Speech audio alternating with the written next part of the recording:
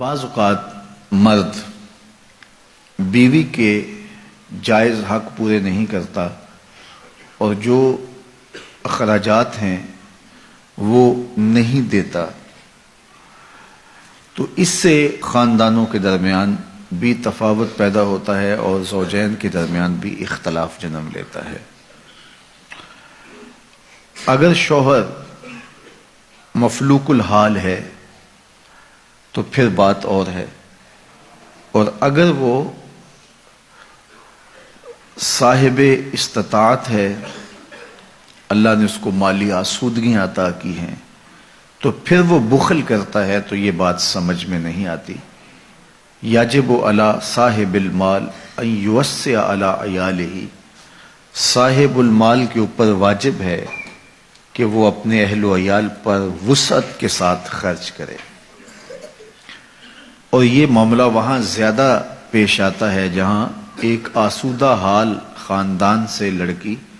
کسی دوسرے خاندان میں بیاہی جاتی ہے، اور یہاں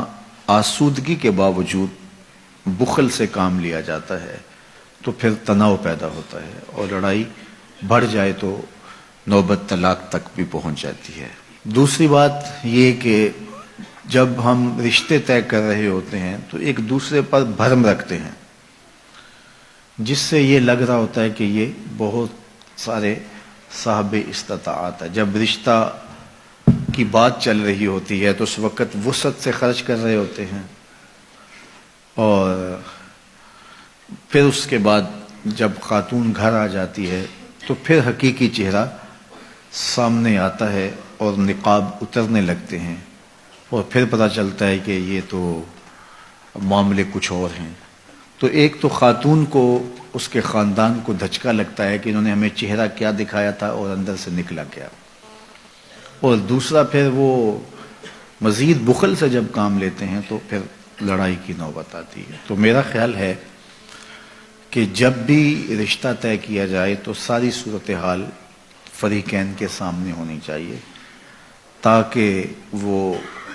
اپنی مرضی کے مطابق فیصلہ کرے، اور شریعت نے جو ہمیں کف برابری کا کہا ہے تو اس کی حکمت بھی یہی ہے۔ جب خاندان برابر کا ہوگا تو اس کا نباہ ہونا ممکن ہے۔ دونوں کے جب معاشرتی مقام میں فرق ہوگا تو اگر بیوی فائق ہے تو وہ شوہر کو غلام بنانے کی کوشش میں لگ جائے گی اور اپنے ماں باپ کی دولت و ثروت کی بنیاد پر اس کو نیچا دکھانے کی کوشش کرے گی، اور مرد کی فطرت میں یہ ہے نہیں ہے تو لڑائی پیدا ہوگی۔ اور اگر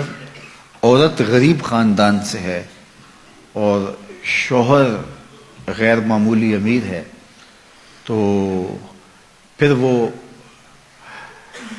اپنے سسرالیوں کے ساتھ رویہ اور انداز کا رکھے گا، اور بیوی کے ساتھ بھی اس کا رویہ اور طرح کا ہوگا کہ یہ میرے مرہون منت ہیں، تو پھر اس کا نتیجہ یہ ہوگا کہ بودھ بڑھتا چلا جائے گا اور خاندان ٹوٹ جائیں گے۔ اس لیے اپنے جیسے لوگ ہی تلاش کرنے چاہیے تاکہ یہ بودھ درمیان میں نہ ہو۔ اسی طرح جو ہے وہ خاتون انتہائی دیندار ہے اور جو لڑکا ہے